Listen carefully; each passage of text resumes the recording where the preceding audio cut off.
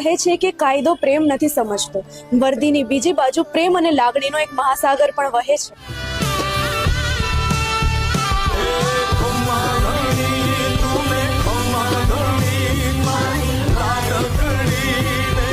લોક સુરક્ષાના ઉદ્દેશ્ય પર કાયમ સુરત પોલીસ આજે એક નવજાત અને નિર્દોષ બાળકીને સુરક્ષિત ભવિષ્ય આપી રહી છે.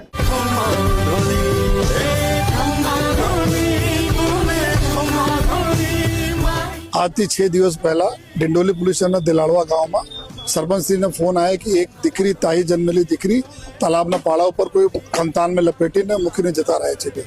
તાત્કાલિક પોલીસના મહિલા ટીમ ગઈ, 108ની ટીમ ગઈ, હોસ્પિટલ લઈ જવામાં આવી અને દીકરીને સારવાર કરાવવામાં આવી. આજે એના નામકરણ